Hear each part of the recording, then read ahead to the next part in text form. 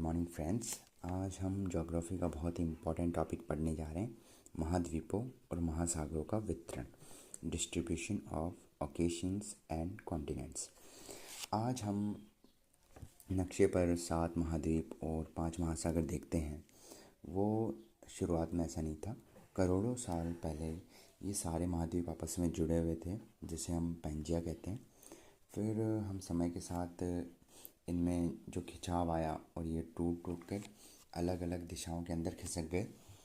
आज की क्लास में हम मुख्य रूप से यही समझेंगे कि ये महाद्वीप एक दूसरे से अलग कैसे हुए, ये पहले पैंजिया कैसा था, इसके पीछे जो अल्फ्रेड वैगनर ने जो सिद्धांत दिया है उसका महाद्वीपीय विस्थापन सिद्धांत, उसको हम समझने का प्रयास करेंगे। इसी के साथ साथ उन्होंने जो सिद्धांत दिया था उसके पक्ष में हमें क्या क्या सबूत मिलते हैं, इसकी भी हम चर्चा इस वीडियो के अंदर करेंगे। 1 सेकेंड।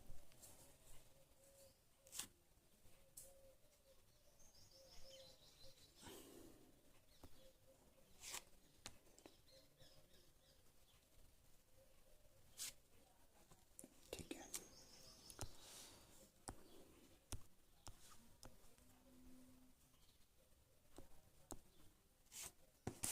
तो सबसे पहले देखते हैं महाद्वीपीय विस्थापन सिद्धांत, कॉन्टिनेंटल ड्रिफ्ट।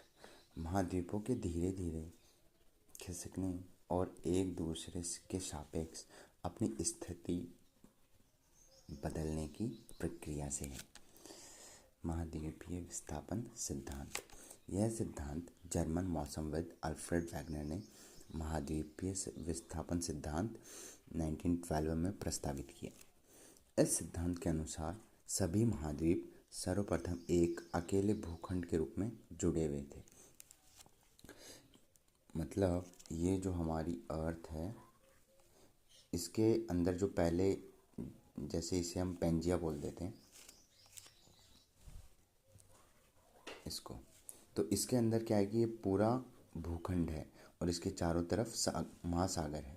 विस्थापन सिद्धांत ये कहता है कि ये जब 2 टुकड़ों में विभाजित हुआ, 2 टुकड़ों में मतलब एक तो उत्तरी भाग और एक दक्षिणी भाग, इसको हम आगे देखेंगे। तो इस तरह से ये अलग हुआ, भूखंड के रूप में पहले जुड़े हुए थे, अर्थात एक ही भाग में थे। उन्होंने इस बड़े महाद्वीप को पैंजिया नाम दिया। पैंजिया का मतलब होता है संपूर्ण पृथ्वी। उन्होंने विशाल महासागर को पैंथालासा कहा, जिसका अर्थ होता है जल ही जल। मतलब इसके आउटर साइड के अंदर, 1 सेकेंड,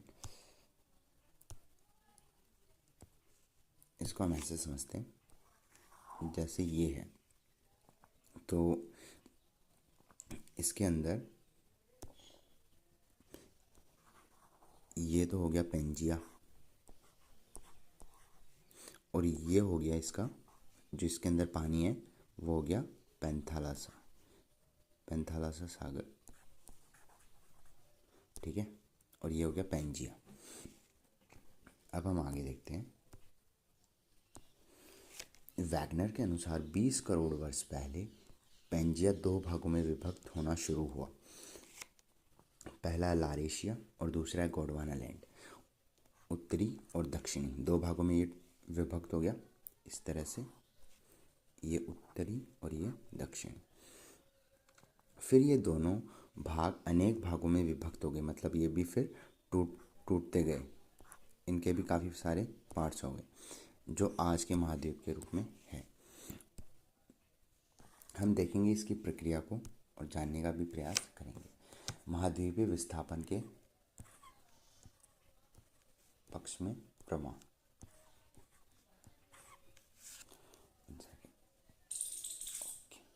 महाद्वीपों में साम्य। इसका जो महाद्वीपों में साम्य जो हमें मिलता है उसको हम देखेंगे किस तरह से उन्होंने इसके पक्ष में प्रमाण दिए। दक्षिण अमेरिका व अफ्रीका के आमने सामने की तटरेखाएं अद्भुत व त्रुटि रहित साम्य दिखाई देती है, दोनों इक्वल दिखाई देती हैं। 1964 में बुलर्ड ने कंप्यूटर की सहायता से अटलांटिक तटों को जोड़ते हुए एक मानचित्र तैयार किया। तटों का यह साम्य बिल्कुल सही सिद्ध हुआ। यह साम्य बिठाने की यह कोशिश आज की तटरेखा की अपेक्षा 1000 फैथम की गहराई की तटरेखा के साथ की गई। महासागरों के पार चट्टानों की आयु में समानता, ये भी दूसरा पॉइंट है कि उन दोनों चट्टानों के जो भाग है अलग अलग, उनकी जो चट्टानें वहाँ पे मिलती है उनमें भी समानता पाई गई। महासागरों के पार का अर्थ है अटलांटिक महासागर की बात हो रही है, और अटलांटिक महासागर के साइड के अंदर जो दक्षिणी अमेरिका और अफ्रीका है ना, इस तरफ से, जिसके एक तरफ दक्षिणी अमेरिका है व दूसरी तरफ अफ्रीका है। रेडियोमेट्रिक काल निर्धारण तकनीक, ये वो विधि होती है जिसके माध्यम से हम किसी भी चट्टानों का जो टाइम पीरियड है उसको हम निकाल सकते हैं। तो एक ये काफ़ी इम्पोर्टेंट हो गया पॉइंट कि रेडियोमेट्रिक काल से जो आधुनिक तकनीक से चट्टानों की उम्र व बनावट की जांच की जाती है। तो दक्षिण अमेरिका के ब्राज़ील तट पर जो प्राचीन 200 करोड़ वर्ष पुरानी चट्टान मिली, ठीक वैसी ही चट्टान 200 करोड़ वर्ष पुरानी चट्टान एक पट्टी अफ्रीका के पश्चिमी तट पर भी पाई गई। तो ये था, इन्होंने भी काफ़ी अच्छा प्रमाण दिया है। फिर है दक्षिण अमेरिका व अफ्रीका की तटरेखा के साथ पाए जाने वाले आरंभिक समुद्री निक्षेप। समुद्र के जो पैंदे के अंदर जो कचरा होता है उससे बोलते हैं निक्षेप। जुरेसिक काल के, मतलब जो ब्राज़ील के जो तट है उनके जो तल के अंदर जो निक्षेप पाए गए वो के वही अफ्रीका के अंदर भी पाए गए। अफ्रीका के जो समुद्री तल है उसके नीचे भी जुरेसिक काल के दोनों सेम मिले हैं। इसने भी इनके पक्ष को सिद्ध करने का प्रयास किया। फिर है टिलाइट। टिलाइट होता है वे अवसादी चट्टानें जो हिमानी निक्षेपण से निर्मित होती है। भारत, अफ्रीका, दक्षिण अफ्रीका, दक्षिणी अमेरिका, अटलांटिक, ऑस्ट्रिया तथा मेडागास्कर के गोंडवाना समूह में एक ही समय के समान टिलाइट निक्षेप पाए गए। श्रेणी के आधार पर तल में घने टिलाइट हैं। इनके तल छटों की यह समानता स्पष्ट करती है कि इनके इतिहास में भी समानता रही होगी। टिलाइट भी एक अच्छा साक्ष्य हो गया। फिर देखते हैं प्लेक्सर निक्षेप। इसका मतलब होता है घाना जो अफ्रीका है तट पर सोने के बड़े निक्षेपों की उपस्थिति व उद्गम चट्टान की अनुपस्थिति जहाँ पर मिलती है वो एक आश्चर्य है। कैसे? सोना युक्त शिराएं ब्राज़ील में पाई जाती है, अतः यह स्पष्ट है कि घाना में मिलने वाले सोने, जो अफ्रीका के अंदर सोने के जो निक्षेप पाए गए, उद्गम ब्राज़ील पठार से माने जाते हैं। मतलब इसकी जो चट्टान थी वो ब्राज़ील के अंदर है, और जब ये अलग हुई तो इसके कुछ निक्षेप अफ्रीका के अंदर दिखाई देते हैं। फिर देखते हैं जीवाश्मों का वितरण। कैसे जीवाश्मों के अंदर समानता पाई जाती है। मतलब जैसे आपको मैं बताऊं,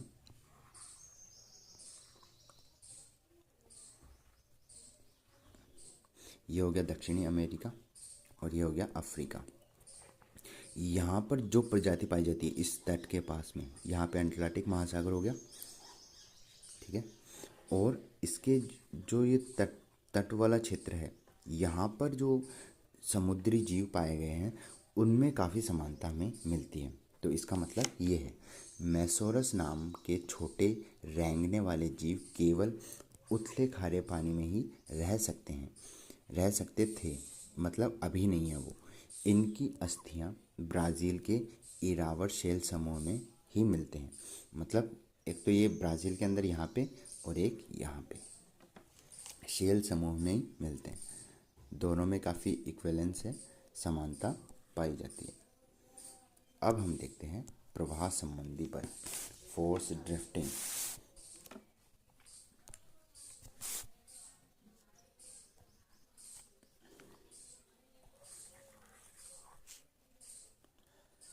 फोर्स ड्रिफ्टिंग प्रवाह संबंधी बल।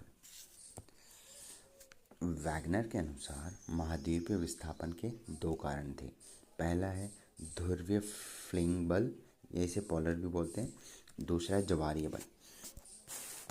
ये ध्रुवीय फ्लिंग बल क्या होता है? ये होता है कि जैसे पृथ्वी है और इसके जो भूमध्य रेखा है, यहाँ पर जो उभार आया हुआ है पृथ्वी के घूर्णन के कारण, इसकी वजह से ये जो उभार जब आया तब ये पेंजिया क्या हो गया? टूट गया।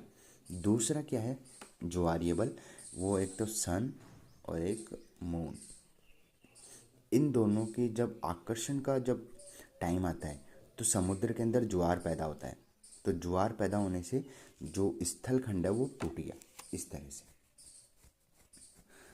देखते हैं इसको। ध्रुवीय फ्लिंग बल पृथ्वी के घूर्णन से संबंधित है। पृथ्वी का आकार एक गोले जैसा नहीं, वरन यह भूमध्य रेखा पर उभरी हुई है। यह उभार पृथ्वी के घूर्णन के कारण है। दूसरा बल है जो वैगनर महोदय ने सुझाया है, वह है ज्वारीय बल, जो सूर्य व चंद्रमा के आकर्षण से संबंध है, जिससे महासागरों में ज्वार पैदा होते हैं। तो ये थे उनके दो विस्थापन के कारण कि ऐसा विस्थापन क्यों हुआ था, पेंजिया टूटा क्यों था, तो वो इस कारण से टूटा था। ये दो उन्होंने कारण बताए थे। अब हम देखते हैं संवहन धारा सिद्धांत को। 1930 में के दशक के अंदर आर्थर हॉमस ने मेंटल भाग में संवहन धारा, जो रेडियो एक्टिव तत्वों से उत्पन्न ताप भिन्नता के प्रभाव की संभावना व्यक्त की है। वह कहा है कि इस प्रकार की धाराओं का तंत्र पूरे मेंटल भाग में विद्यमान है। ऐसा अब हम देखते हैं कि इस मेंटल में तंत्र विद्यमान, इसका मतलब जो हमारी अर्थ है उसके जो ये क्रस्ट हो गया और इसके जस्ट नीचे मेंटल भाग है। इस मेंटल भाग के अंदर इस मेंटल भाग के अंदर ये अर्धद्रवित है। क्या ये अर्धद्रवित है? तो जब रेडियो एक्टिव तत्वों से जो ताप उत्पन्न होता है उनसे इसके अंदर हलचल पैदा होती है। धाराओं का तंत्र, जब ये हलचल होती है तो प्लेटों का संवहन होता है, वो एक दूसरे से मतलब टकराती है या फिर उनके अंदर खिंचाव उत्पन्न होता है। तो ये जो तंत्र है वो पूरे मेंटल भाग में विद्यमान है, क्योंकि मेंटल पूरा अर्धद्रवित भाग है। ठीक है, तो ये था संवहन धारा सिद्धांत। अब हम देखते हैं महासागरीय अधःस्थल का मानचित्रण। काफ़ी इंटरेस्टिंग है ये भी। इसमें देखते हैं जो हमारा समुद्र है, पृथ्वी पर जितने भी समुद्र हैं उनकी जो इंटरनल स्ट्रक्चर है उसको हम समझने का प्रयास करेंगे। ये तो हो गया महाद्वीप, इसके जैसे हम समुद्र के अंदर प्रवेश करते हैं इस तरह से, तो ये तो इस इधर वाला भाग हो गया महाद्वीप। अब इसके जस्ट जैसे चलते हैं तो हम पानी पहले हमारे पैरों के आता है, फिर घुटनों तक आता है, फिर कमर तक आता है। इस तरह से ये धीरे धीरे ये महाद्वीपीय मग्न तट है। महाद्वीपीय मग्न तट का मतलब होता है जो डूबा हुआ हिस्सा, जो तट, जैसे हम किनारे का बात करें तो जो डूबा हुआ किनारा है वो होता है महाद्वीपीय मग्न तट। फिर है महाद्वीपीय उत्थान, इसको देखते हैं। महाद्वीपीय उत्थान का मतलब होता है कि जो डूबा हुआ तट है उसकी जो ढलान है, अब जैसे हम समुद्र के ये स्थल भाग है, ये स्थल भाग है, अब इसके जैसे हम ऊपर जाएंगे तो ये महाद्वीपीय उत्थान मतलब महाद्वीप की ओर जाने वाला रास्ता उत्थान। यहाँ से समुद्र मतलब घटता जाएगा और ऊपर हम महाद्वीप की तरफ बढ़ते जाएंगे। फिर है महाद्वीपीय ढाल। महाद्वीपीय ढाल जैसे जैसे हम नीचे आएंगे वैसे महाद्वीपीय ढाल बढ़ती जाएगी। फिर ये है मध्य महासागरीय कटक। कटक का मतलब होता है जब दो प्लेटों के अंदर, एक सेकेंड, यहाँ पे देखो आप, जैसे ये दो प्लेटें हैं, सॉरी एक प्लेट है, इसके अंदर जब खिंचाव आएगा इस तरफ से और इस तरफ से तो ये बीच के अंदर इसके दरार हो जाएगी इस तरह से। जब ये दरार आएगी तो नीचे का जो मैग्मा है, आपको मैं इसका मैंने अलग से ले रखा है स्क्रीनशॉट, तो मैं आपको वो दिखाता हूँ। ये देखो, ये मध्य महासागरीय कटक की संरचना है।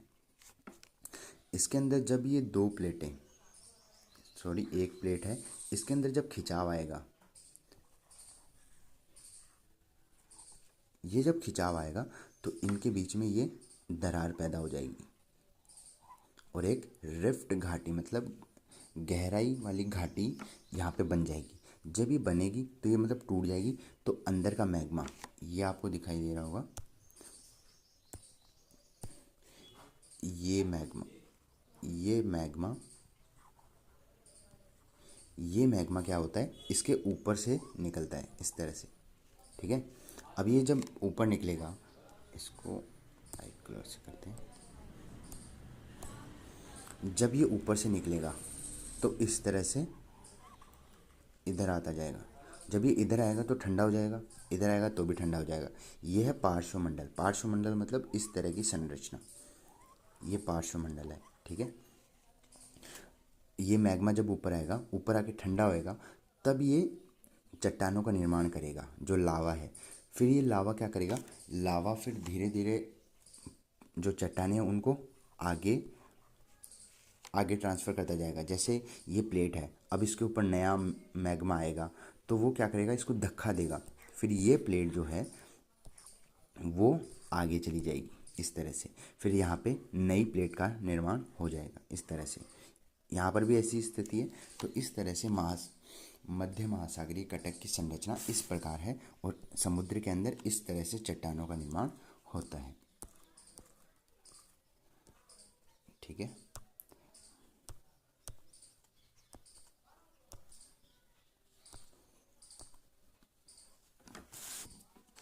इसी का एक मैप मैंने बनाया कि यहाँ पे जो ज्वाला निकल रहा है, ये वाला, ये जब इकट्ठा होता जाएगा इधर से, तो यहाँ पे नई चट्टानों का निर्माण होता जाएगा। ये चट्टानें फिर जैसे जिस इससे हम दूर जाते जाएंगे तो ये चट्टानें क्या करेगी, महासागरीय गर्त के अंदर जाके नष्ट हो जाएगी, विनाश हो जाएगा इनका। फिर ये वापस से मेंटल भाग के अंदर चली जाएगी। और कई बार ऐसा होता है कि दो प्लेटों के टकराने से, जैसे ये टकराई और एक ये टकराई, तो जैसे दोनों टकराई तो इनके अंदर जो भारी प्लेट होगी वो नीचे चली जाएगी, एक प्लेट के नीचे चली जाएगी, और जो हल्की होगी वो इसके ऊपर आ जाएगी। ठीक है, अब ये जो नीचे जाएगी तो इसका बताया जाता है कि ये लगभग 30 से 70 किलोमीटर तक अंदर चली जाती है ये प्लेट धंसने के कारण। जब ये नीचे जाएगी तो इसका विनाश हो जाएगा और ये मेंटल के अंदर, लावा के अंदर कन्वर्ट हो जाएगी, क्योंकि वहाँ पे तापमान बहुत अधिक है। ये है महासागरीय गर्त। ठीक है, गर्त का मतलब होता है सबसे अंदर की गहराई, और ये पार्श्वमंडल मैंने आपको बता ही दिया।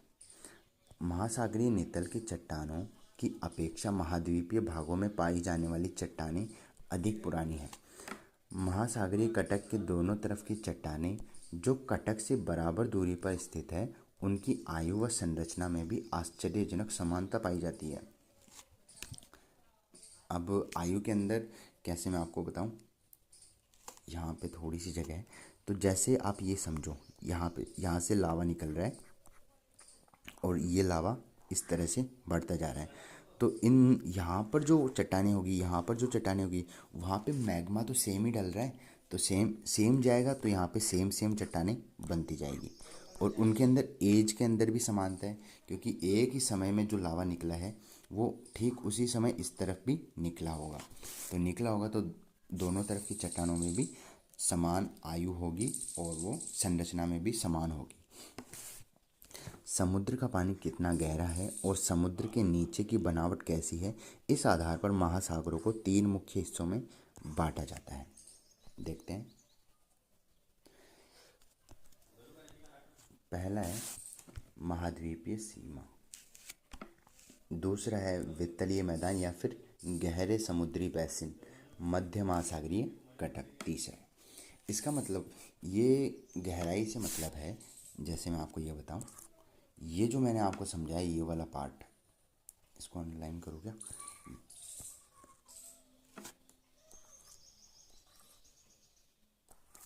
One second,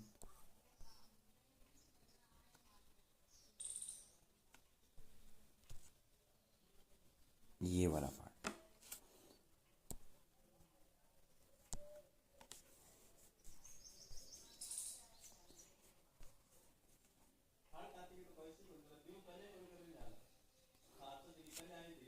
one second.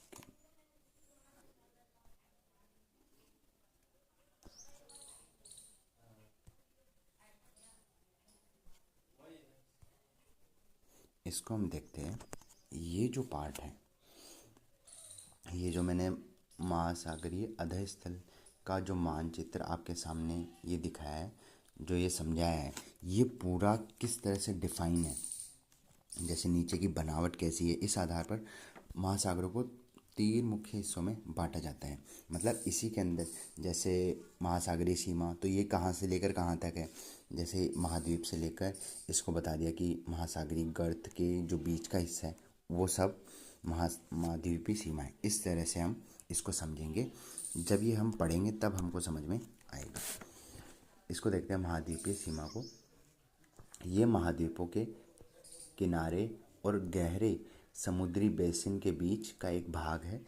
इसमें शामिल है महाद्वीपीय मग्न तट, जो मैंने आपको बताया डूबा हुआ हिस्सा, महाद्वीपीय ढाल और महाद्वीपीय उभार, गहरी महासागरीय खाइयाँ आदि। ये महाद्वीपीय सीमा के अंतर्गत आता है।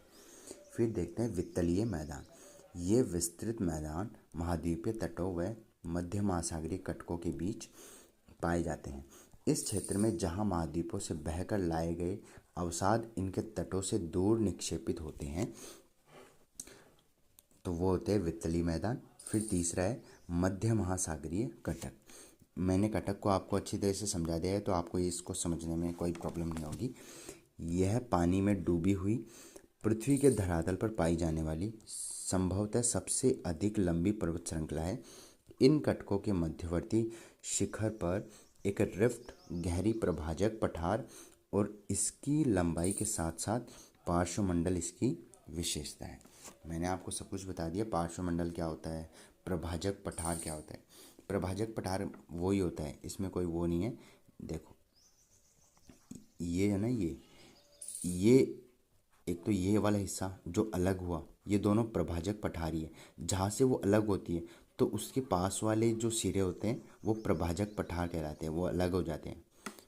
ठीक है, तो ये था प्रभाजक पठार। रिफ्ट मतलब गहरी, उसके अंदर सब कुछ मेंशन है, जो जहाँ पे मैंने आपको अभी बताया था ना मध्य महासागरीय कटक की संरचना के बारे में, वहाँ पे।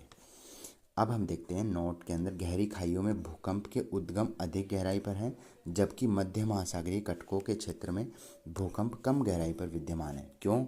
क्योंकि वहाँ पे क्रस्ट की लंबाई, क्रस्ट की गहराई, जो जैसे ये तो एक महाद्वीपीय, ये महाद्वीप हो गया और ये महासागर हो गया। महासागर नीचे है ना, तो इस तरह से ये महासागर, अब ये जब नीचे जाएगा तो मेंटल को पहुंचने में टाइम लगेगा, जबकि यहाँ पे मेंटल पास में होती है। क्रस्ट की लंबाई महाद्वीपों के अंदर ज़्यादा होती है और महासागरों के अंदर मेंटल की लंबाई कम होती है। इस वजह से ऐसा होता है। महासागरीय परपट्टी के क्षेपण की बात हैस ने कही। क्योंकि महासागरीय परपट्टी का अपेक्षाकृत नवीनतम होना, इसके साथ ही एक महासागर के विस्तार से दूसरे महासागर के न सिकुड़ने पर कहा, जब ज्वालामुखी से परपट्टी का निर्माण होता है तो दूसरी तरफ महासागरीय गर्तों में इसका विनाश भी होता है। मैंने आपको बताया था उस टाइम पे, तो आपको समझ में आ गया होगा। अब हम देखते हैं प्लेट विवर्तन की।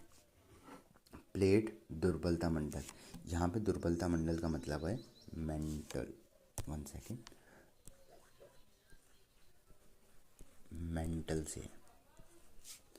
मेंटल से क्यों दुर्बलता मंडल इसको क्यों बोलते हैं? क्योंकि ये कठोर नहीं होता है बल्कि अर्ध द्रवित होता है, इसलिए इसे दुर्बलता मंडल बोलते हैं। पर एक दृढ़ इकाई के रूप में क्षैतिज अवस्था में चलायमान है। चलायमान मतलब ये गति करता रहता है। जैसे हमारी जो भारत की बात करें हम, तो भारत की जो प्लेट है वो ऐसी है और यहाँ पे हिमालयाज है। तो ये प्लेट क्या है कि धीरे धीरे एशिया, जो यूरेशिया प्लेट है, उसको अभी भी धक्का दे रही है उस तरफ, जिससे क्या हो गया, हिमालयाज की हाइट भी 2 से 3 सेंटीमीटर या फिर 4 से 5 सेंटीमीटर इतनी तक बढ़ रही है। तो इसका मतलब होता है कि ये जो नीचे से जो परतों का जो टकराव हो रहा है वो अभी भी जारी है। तो ये चलायमान रहता है। लगभग ये साल में 3 से 4 सेंटीमीटर तक, लगभग 3 से 4 सेंटीमीटर तक धक्का दे रही है। इस तरह से इनकी गति इस तरह से होती है, 3 से 4 सेंटीमीटर पर साल। एक साल में 3 से 4 सेंटीमीटर तक ये मतलब धक्का देती है उस प्लेट को। दुर्बलता मंडल, मेंटल का वह भाग जो अर्धद्रवित है, ठीक है। स्थल मंडल, परपट्टी व ऊपरी मेंटल। स्थल मंडल के अंदर कौन कौन आता है? एक तो परपट्टी क्रस्ट तो आती है, बल्कि उसका ऊपरी मेंटल भी आता है। अब देखते हैं प्लेट विवर्तनिकी के सिद्धांत के अनुसार पृथ्वी का स्थल मंडल 7 मुख्य प्लेटों व कुछ छोटी प्लेटों में विभाजित होता है। 7 प्रमुख प्लेटें कौन कौन सी हैं उनको हम देखते हैं। अंटार्कटिक प्लेट, इसमें अंटार्कटिक और उसे घेरने वाले महासागर को कवर करती है। तो ये थी अंटार्कटिक प्लेट। और इसके मतलब यहाँ पे ये लिखा हुआ है, वैसे तो आप इसको देख सकते हो। 1 सेकेंड, इसको देख लो पहले। ये हो गया उत्तर अमेरिका प्लेट, ये वाली इस तरह से। फिर ये होगी यूरेशिया प्लेट, जिसको भारत की जो प्लेट है वो अभी भी टक्कर दे रही है, धक्का दे रही है उस तरफ, ठीक है। अब वैसे भारत भी इसके अंदर इंक्लूड हो गया। ये जो आपको पार्ट दिख रहा है, ये पर्पल कलर का, ये है अल्पस पर्वत श्रृंखला। 1 सेकेंड, ALPS, अल्पस, अल्पस ऐसे ही अल्पस पर्वत श्रृंखला है। ये अल्पस पर्वत श्रृंखला क्यों, मतलब इसका निर्माण क्यों हुआ? क्योंकि जब अफ्रीका प्लेट जब यूरेशिया प्लेट से टकराई, तो इसके कारण ये अल्पस पर्वत श्रृंखला का निर्माण होगा। ये पास में आपको दिख रहा होगा, इसको मैं इससे डिनोट करता हूँ। ये जो दिख रहा है आपको, ये अरेबियन प्लेट है। अरेबियन प्लेट अफ्रीका प्लेट की एक पार्ट है। ये अफ्रीका प्लेट की एक पार्ट है। अफ्रीका प्लेट से ये टूटकर अलग हुई, फिर ये यूरेशिया में जाके वापस से इसका टकराव हुआ, और फिर वहाँ पे जो जापान के अंदर या यहाँ पे जो जितने भी देश है, वहाँ पे जो पर्वत श्रृंखलाएं जिनका निर्माण हुआ वो इसी के कारण हुआ था, अरेबियन प्लेट के कारण, ठीक है। जापान तो इस तरफ आ गया। फिर ये है इंडो ऑस्ट्रेलियन प्लेट, ये वाली, ठीक है। और ये हो गया प्रशांत महासागरीय प्लेट। ये हमारी इंडिया क्या है कि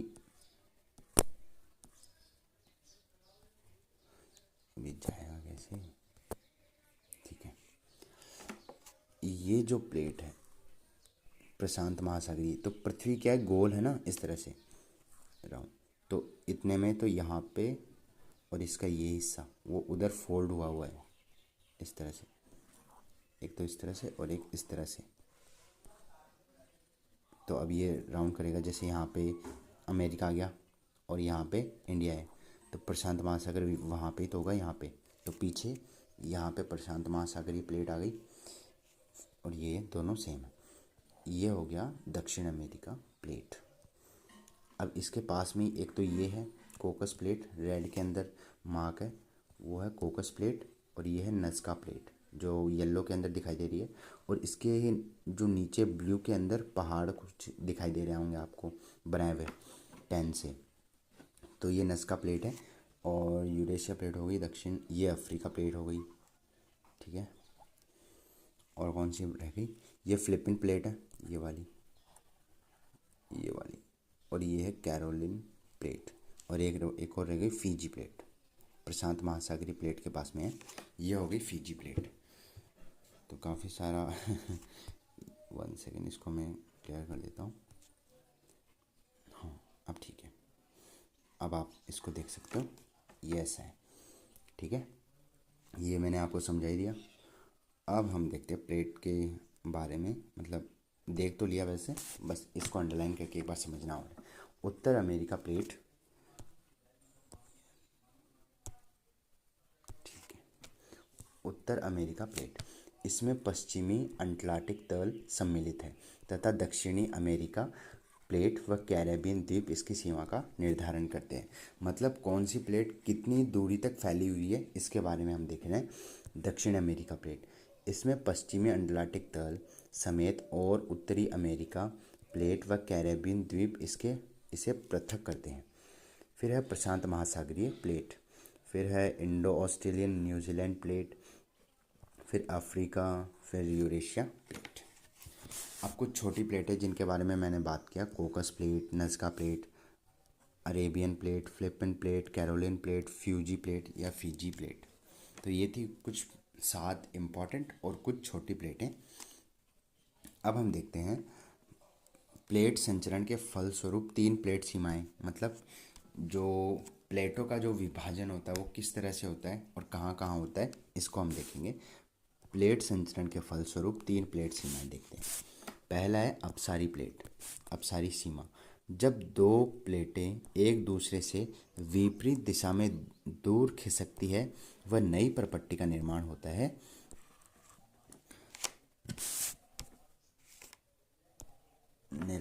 है। जैसे अमेरिका प्लेट, यूरेशियाई प्लेट व अफ्रीका प्लेट अलग हो रही है ना, वो अपसारी प्लेट के कारण ऐसा हो रहा है।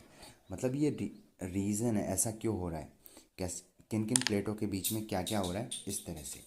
अभिसरण प्लेट, अभिसरण सीमा, सीमा का मतलब होता है कि 2 जैसे कहाँ से अलग हुई वो, जैसे आपको जब ये पढ़ोगे तब पता चलेगा आपको।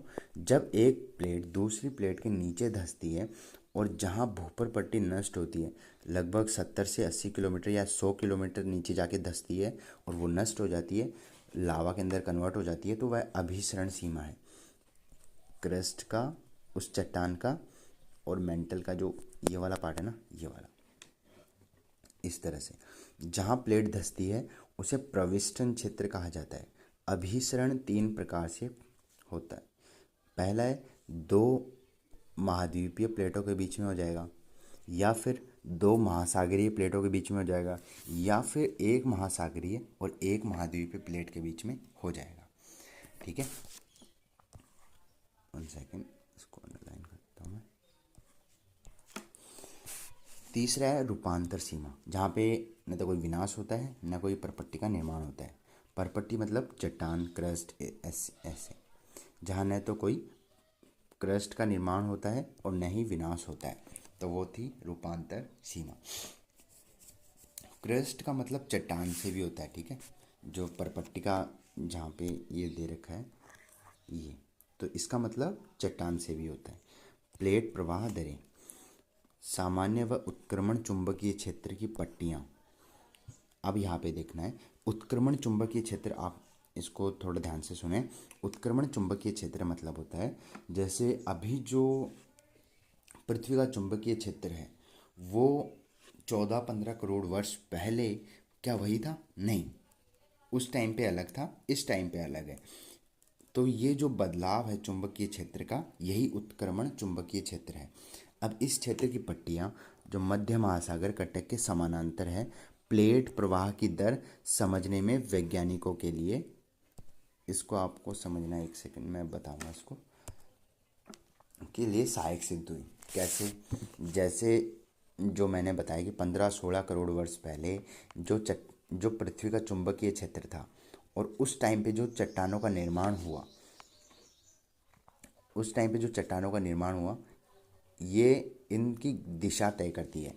कैसे? जैसे चट्टान के अंदर जितने भी लोहे के तत्व हैं वो जिस तरफ चुंबकीय क्षेत्र होगा उस तरफ उनका मुख होगा, जबकि आज के अंदर जब कोई क्रस्ट का निर्माण होगा तो उनके अंदर जो लोहे के तत्व होंगे, आपको पता ही है कि पृथ्वी के अंदर, यहाँ पे देखो, ये पृथ्वी के अंदर जो मैंने आपको एक बार उसके अंदर बताया था कि पृथ्वी का जो आंतरिक परत है वो क्रस्ट, मेंटल और फिर जो कोर, आंतरिक कोर और बाह्य कोर, तो वो सब लोहे और निकेल से बनी हुई है। जब बाहर आएगा तो लोहा और निकेल उसके साथ होगा, तो इसलिए लोहे का बात हो रहा है कि वो लावा के अंदर लोहा क्यों निकल रहा है, क्योंकि अंदर से लोहा ही है, लोहा और निकेल ही है। इसलिए जब चट्टान के अंदर जो जो लोहे के तत्व होंगे वो उस तरफ मुख करेंगे जिस तरफ चुंबकीय क्षेत्र उनको खींचेगी। पृथ्वी का चुंबकीय क्षेत्र उसको खींचेगा। तो आज की चट्टान के अंदर जो डिफरेंस होगा वो पहले की चट्टानों के अंदर जो डिफरेंस मिलेगा उन उन दोनों को कंपेयर करने पर, तो इस तरह से उनको पता चलता है। क्या पता चलता है कि प्लेट प्रवाह की दरें पता चलती है उनको। कैसे, देखो मैं आपको बताता हूँ। महासागरीय कटक के समानांतर है प्लेट प्रवाह की दरें, मतलब प्लेट किस तरफ गति कर रही है, जिस तरफ गति करेगी और आज की प्लेट जिस तरफ गति करेगी, उनमें जो डिफरेंस है उनके आधार पर वैज्ञानिक पता कर सकते हैं कि प्लेट प्रवाह दरें कैसे काम करती है और पृथ्वी का चुंबकीय क्षेत्र इसके अंदर कैसे सहायक है। जो उत्क्रमण चुंबकीय क्षेत्र है उन्होंने वैज्ञानिकों की सहायता की है। आर्कटिक कटक की प्रवाह दर सबसे कम है। इसको मैं बताता हूँ कैसे। पूर्वी प्रशांत महासागरीय अब जो उभार की प्रवाह दर है वो सर्वाधिक है। पहला तो ये कारण है कि आर्कटिक जो कटक है ये वाला, यहाँ पर क्या है कि लावा बहुत कम निकलता है। लावा कम निकलने से चट्टानें बहुत कम बनेगी। जबकि प्रशांत महासागरीय उभार जहाँ पर है वहाँ की प्रवाह दरें सर्वाधिक क्यों है? क्योंकि वहाँ पे मैग्मा ज़्यादा निकलता है, लावा ज़्यादा निकलता है, वहाँ पे ज्वालामुखी उद्गार होता है। इस वजह से जो प्लेट प्रवाह की दर है वो सर्वाधिक है। क्योंकि जब चट्टानें बनेगी तभी तो वो मतलब अपने आप को एक दूसरे से अलग कर पाएगी, या फिर एक चट्टान दूसरी चट्टान के धक्का देके, या फिर उसको आगे आगे की तरफ उसको, मतलब एक प्लेट ऐसी है और ये उसको एक प्लेट, जब ये नई प्लेट यहाँ पे आएगी तो ये उसको धक्का देगी इस तरह से, फिर ये दूर चली जाएगी, फिर यहाँ पे नई चट्टान का निर्माण हो जाएगा इस तरह से। तो यहाँ पे प्लेट प्रवाह की दरें सर्वाधिक है पूर्वी प्रशांत महासागर उभार के अंदर, क्योंकि वहाँ पे लावा सर्वाधिक निकलता है, मैग्मा सर्वाधिक निकलता है। दृढ़ प्लेटों के नीचे दुर्बल व उष्ण मेंटल है जो प्लेट को प्रवाहित करता है, ये मैंने आपको बता दिया। अब हम देखते हैं भारतीय प्लेट व उसका संचलन। भारतीय प्लेट में प्रायद्वीप, भारत और ऑस्ट्रेलिया महाद्वीप भाग सम्मिलित है जो महाद्वीप अभिसरण के रूप में है। इसको समझने की कोई ज़रूरत नहीं है, बस आपको ये ध्यान रखना है कि भारतीय प्लेट के अंदर एक तो प्रायद्वीप भारत और एक ऑस्ट्रेलिया महाद्वीप भाग आता है बस। यह पूर्व दिशा में म्यांमार के रोकिया नामो पर्वत से होते हुए एक चाप के रूप में जावा खाई तक फैला हुआ है। लगभग 22.5 करोड़ वर्ष पहले भारत एक विशाल महाद्वीप था जो एशिया से 33 सागर द्वारा अलग था। लगभग 20 करोड़ वर्ष पूर्व पैंजिया के विभक्त होने पर भारतीय प्लेट उत्तर की ओर खिसकने लगी और लगभग 6 करोड़ वर्ष पहले लावा प्रवाह से दक्कन ट्रैप का निर्माण हुआ। अंततः 4 से 5 करोड़ वर्ष पूर्व जब भारतीय प्लेट एशिया प्लेट से टकराई, जिसके परिणाम स्वरूप हिमालय का उत्थान हुआ। ये सब मुझे लिखना इसलिए पड़ रहा है क्योंकि आपको समझाने के लिए, बट मेरे को इतना लिखने की आवश्यकता नहीं है। वैसे तो मैं आप सभी के लिए जो नोट्स बनाता हूँ इसके अंदर मुझे ये सब थ्योरीज भी लिखनी पड़ती है कि कैसे क्या हुआ, ताकि आप इनके अंदर से अच्छे अच्छे फैक्ट्स ढूंढ के अपने नोट्स के अंदर वन लाइनर क्वेश्चंस के अंदर ऐड कर सको। बकाया मेरे को इतना बड़ा सब लिखने की ज़रूरत नहीं है क्योंकि मैं भी नोट्स ही बनाता हूँ। तो नोट्स वैसे शॉर्ट नोट्स होते हैं, बट आप सभी के लिए थोड़ा बहुत ये सब लिखना पड़ता है। बकाया इसमें लिखने में मेरे को आनंद आता है। कैसे? क्योंकि मेरे भी कॉन्सेप्ट्स क्लियर होते हैं। जैसे मैं अगर आपको समझा रहा हूँ तो मैंने कम से कम 4-5 इसकी वीडियो बना चुका हूँ मैं। तो कई बार क्या होता है, गलती हो जाती है, फिर से मेरे को वीडियो वापस से बनानी पड़ती है। तो इस वजह से मैं काफ़ी बार इसको पढ़ पढ़ के मेरे एकदम कॉन्सेप्ट क्लियर हो जाते हैं। और अगर कोई भी कभी भी मुझे पूछता है तो मेरे दिमाग में वो चीज़ वापस से रिवाइज हो जाती है। इसके नोट के अंदर 14 करोड़ वर्ष पहले यह उपमहाद्वीप सुदूर दक्षिण में 50 डिग्री दक्षिणी अक्षांश पर स्थित था। अब दक्षिणी गोलार्ध से खिसककर पूरी तरह उत्तरी गोलार्ध जो 8 डिग्री 4 मिनट नॉर्थ से 37 डिग्री 6 मिनट नॉर्थ में स्थित हो चुका है। मतलब वो खिसक के जब उसका टकराव हुआ तो वो वहाँ पे जाके सेट हो गया। ठीक है। तो ये था आज की हमारी क्लास। और आज की हमारी क्लास कंप्लीट हो चुकी है। इस नोट्स के अंदर बहुत सारे फैक्ट्स मैंने लिखे हैं और आपको समझाने के लिए भी ये सब इतनी लंबी क्लास हो गई। तो आज का ये चैप्टर कंप्लीट हो चुका है और ये क्लास यहीं तक है। ठीक है, धन्यवाद।